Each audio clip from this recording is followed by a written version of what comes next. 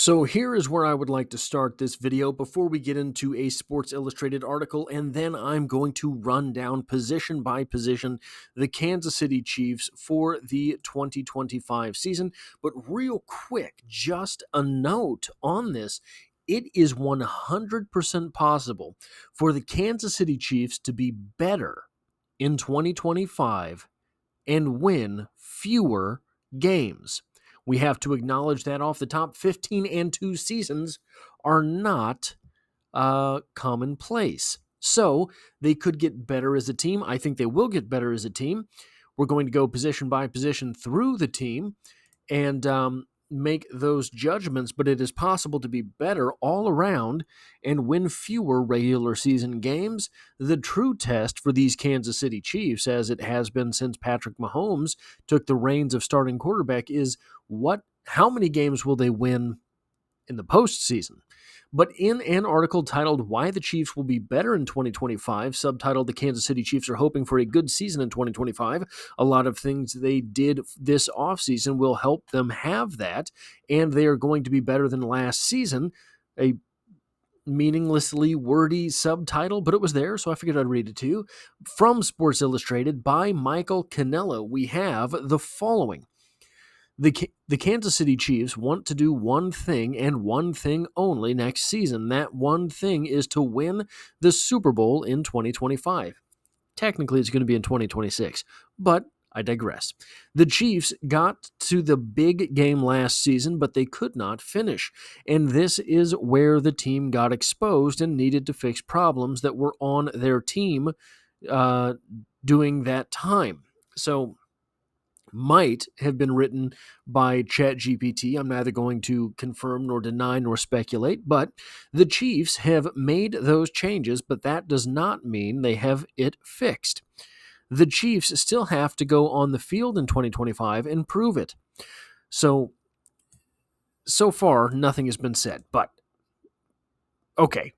But the reason why many feel optimistic about the Chiefs being a top contender again next season is the ability to regroup and find the right players to replace the ones that left.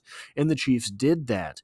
And their coaching staff will make sure these players are ready for whatever comes their way next season. We have seen it before. So what makes people who say that the Chiefs are going to take a step back next season? Many think the Chiefs are not going to be the team that wins games easily next season. Some even think that they will not make the playoffs in 2025. The Chiefs are a team that will be better next season, and even with the haters say they are not all they can do is okay. So I'm going to be real honest with you. I just skimmed this article because what I try to do is I try to provide you guys with a source, with some numbers, and with an opinion. I'm going to skip the rest of this source. I don't know what I was thinking. I skimmed it, thought, yeah, this will do. So anyway, we're going to go, I apologize for that. We're going to go position by position through the Kansas City Chiefs roster and look at whether or not that position group should be better in 2025 than they were in 2024 or not. Quarterback. Well, the Kansas City Chiefs do still have Patrick Mahomes at quarterback, and somehow that means they'll be better. I really do believe that. I believe that Patrick Mahomes has added to his arsenal every year that he's been in the league. He has yet to regress at anything, even if situationally, sometimes Patrick Mahomes does not look like the Patrick Mahomes we saw in 2018. I do not think the Patrick Mahomes that we saw in 2018 could have taken the 2023, 2024, or 2022, 2023, and 2024 Kansas City Chiefs to the Super Bowl. The Patrick Mahomes that we have now did do just that. Went 2-1 in those Super Bowls. Has a 3-2 record in Super Bowls, a better record than probably a better winning percentage in Super Bowls than most NFL quarterbacks have in the regular season. What about running back? Well, Isaiah Pacheco is back. Isaiah Pacheco is not right now injured. Isaiah Pacheco says that he is back to 216 and 437 form, Isaiah Pacheco style. So I'm going to give the nod to Isaiah Pacheco this year over Isaiah Pacheco next year. Kareem Hunt is back, and he will have a full off season of work to stay in shape and a full season of work on the team under his belt last year in order to kind of get his sea legs back underneath him. Add to those two, Elijah Mitchell and Brashard Smith, and guys, you have a whole lot of speed, you have some power, you have some shiftiness, you have some receiving ability, you have everything in that group, a group which was so sort of devastated last year that they did not play very well the entire season after Pacheco went down. Kareem Hunt came in and gave a couple really good weeks, not spectacular, and he fell off pretty dramatically, pretty quickly. And I don't think he's to blame for that. The Chiefs leaned on him heavily upon his return to the Kansas City Chiefs sideline. And he is a bit of an older back. He is a bit of an older back who has never been particularly fast. He is a bit of an older back who's never been particularly fast and has a contact-heavy running style. Those things all add up in NFL running back years very, very quickly. Verdict, running back position is going to be better than it was last year. There's nothing anyone can say to convince me that rookie Carson Steele getting multiple carries in multiple games was better for this team than these four guys right here. I like the Carson Steele story. Maybe he makes the team as a fullback this season too. Not saying anything about the guy as a kid. Not saying anything about the guy as a physical force. But he was not. So he had Isaiah Pacheco's running style without Isaiah Pacheco's speed and without Kareem Hunt's ability to fall forward. That's all. Maybe he'll get there. It's possible that he develops, but as of last year, that was not the case. What about receiver? Rashee Rice may miss time with the suspension, that's true, but he missed everything after week 4 last season with an injury. So, as long as the Chiefs get more than 4 games out of Rashee Rice after the suspension, which I believe they will, that is going to be a net positive. Xavier Worthy has an entire year in the NFL under his belt now, not to mention a breakout performance in the Super Bowl. After that game, so I think that is an underrated aspect of what happened last year. That Super Bowl performance from Xavier Worthy, all of a sudden, after an entire season of struggling a little bit with the deep passes, Xavier Worthy knows, hey, no, I can do this. I did this on the biggest stage. Patrick Mahomes knows, hey, I can just let it go, and if it's catchable, that kid will get under it. So that is a positive. Hollywood Brown is, for now, healthy, but I have heard that it is supposed to be windy later today, so thoughts and prayers for Hollywood.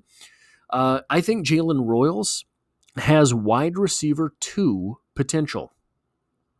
I think that Jalen Royals so there are some guys in the league that are so good at being their slot on the depth chart, everyone's always trying to get them to be the next guy up, right?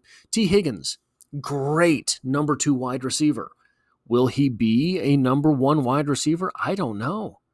I don't know that I could project that. But he is top of the line number 2 wide receiver. Jalen Royals, I think, has that type of potential. Now, last year, Xavier Worthy led the Kansas City Chiefs wide receiver core with 757 snaps as a rookie, learning the NFL. He was supposed to be, going into the season, at least at first, just a gadget guy. Remember how he was used in week 1. Bring him on the field, give him an end around. Bring him on the field, take a deep shot. That was supposed to be his entire season as he learned the offense and the NFL. Instead, he played 757 snaps is a rookie.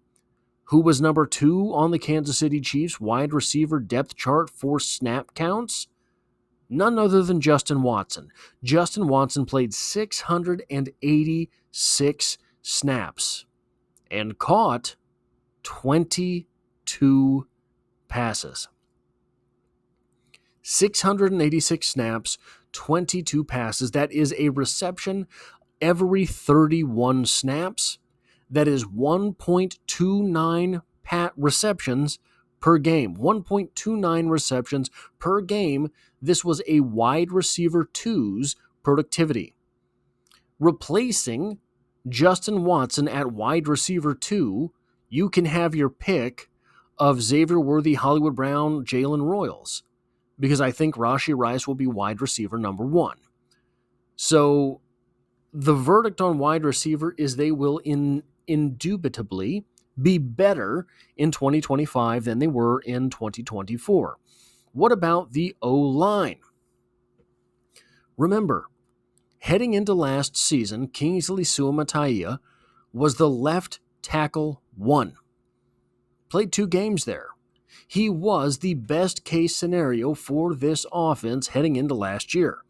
This year, he seems to not even be a tackle. He seems to be a guard. Josh Simmons and Jalen Moore both appear to be above him on the roster. Maybe Wanye Morris as well. We don't know exactly how things will shake out. There are some interesting UDFA at the tackle position as well. Left tackle might not be perfect this season. I'm willing to concede that. But it will be better. Joe Thuney is gone. So the Chiefs basically arbitraged left guard to get better at left tackle. The rest of the O-line is the same guys. Will left tackle be better enough to make up for the drop-off between Thuney and Kingsley at the left guard position? I think that when you weigh how important a left guard is versus a left tackle, being better at left tackle and worse at left guard makes the entire line better. Verdict, better across the offensive line. What about the tight end position? Travis Kelce returns and seems to have rededicated himself this offseason. Had a terrible Super Bowl. It did not surface for weeks, at least to my knowledge, after the Super Bowl, that apparently he was sick. Maybe. I'm willing to believe him, but that was pretty bad. And did not have a Travis Kelce type season. Still, without having a Travis Kelce type season, he is one of the top 5 tight ends in the NFL. He is one of the top 5 statistical tight ends in the NFL. He's one of the top 5 tight ends in the NFL as far as a defense having to game plan for your offense is concerned. There's going to be all sorts of attention on Travis Kelce, and he's going to make sure of that. Noah Gray, the backup, returns. Jared Wiley was injured last season. He is long and athletic and will return this year. I don't know where he is in his recovery. I have not heard anything about that, whether he will be ready for contact in training camp or whether it will be sometime during the regular season. But I do think that he has potential. He played 94 snaps last year, did not have a ton of statistical output, but I don't think that is all that important for a rookie in an Andy Reid offense. Jared Wiley is going to have to learn the ropes and adjust. I think he does have serious upside.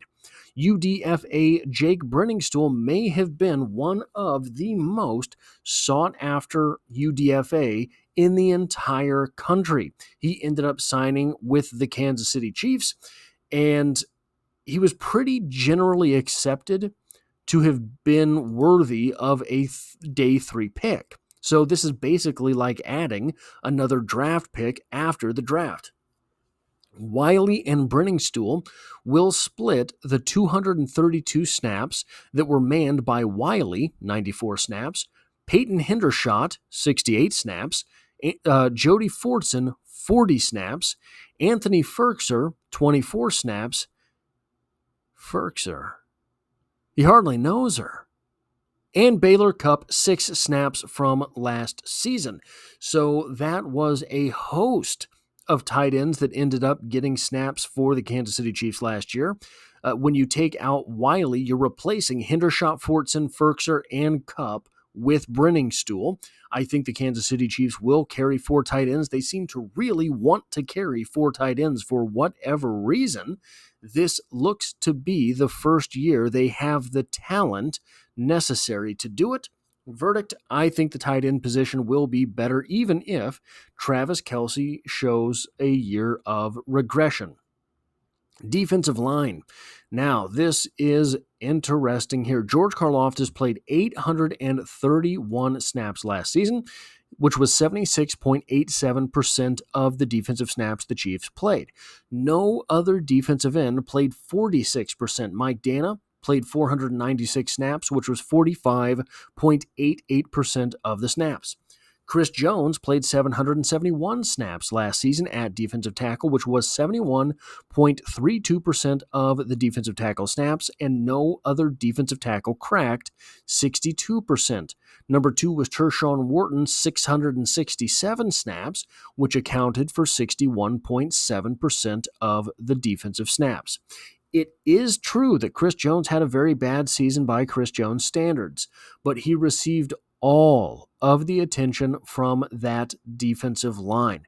The defensive end room will hopefully have a full season of Charles Omenihu. We have yet to see if a full season of Charles Omenihu is a real thing or just a figment of someone's imagination. Mike Danna is back. He has been a solid defensive end for the Kansas City Chiefs.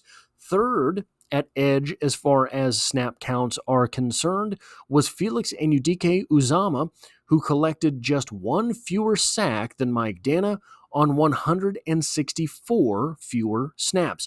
I have given Felix Anudike-Uzomah no credit here on this channel.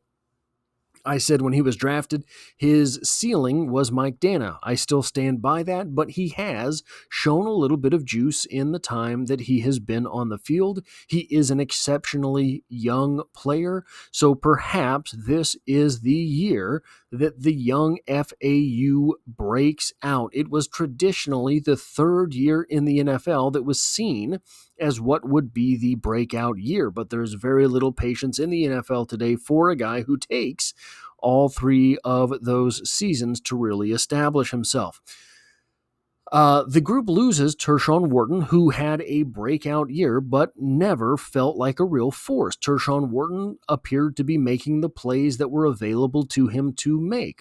I never really was taken aback by Tershawn Wharton last season, despite the fact that he broke out. The Chiefs add defensive tackle Omar Norman-Lott and edge Ashton Gillotte. Both should make a push for playing time and maybe starting spots. I think Omar Norman-Lott will be a week 1, snap 1 starter for the Kansas City Chiefs, and I think that Ashton Gillotte will end up out-snapping Mike Danna by the end of the year. Verdict, the defensive line got better for the Kansas City Chiefs. We're seeing here a trend. What about linebacker? Nick Bolton is back. Drew Tranquill is back. Leo Chenal is back. That is 941, 798, and 445 snaps, respectively. But even though everyone comes back, this linebacker crew had a serious weakness last year. This linebacker crew could not cover tight ends.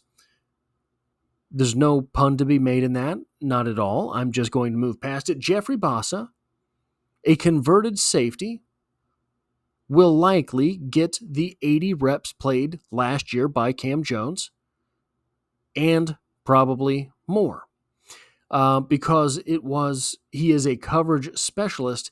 And as we just talked about, it was tight ends that absolutely destroyed the Chiefs last season. Verdict, just by the fact that they added Jeffrey Bassa, this group looks better to me. You can't convince me otherwise. They have everyone else back. So you have everyone back and you get to slot in Bassa wherever it is that he earns his right to be. That means the group will only get better. What about cornerback? Due to injuries last season, Najee Johnson was forced into a lot of playing time as cornerback number 2. He played 494 defensive reps. These 494 defensive reps that third-year player Najee Johnson played were his first defensive reps in the NFL. These were his first reps, and he was basically cornerback number 2. This year, with the addition of Christian Fulton and the reemergence, in my opinion, of Jalen Watson, not to mention the drafting of Noel Williams, Najee Johnson, the guy who symbolizes last year's struggles at cornerback, will slide back down the depth chart. He and Joshua Williams, who also has a lot of snaps in the NFL, 1,169 career defensive snaps to be precise, will battle for the cornerback 5 spot.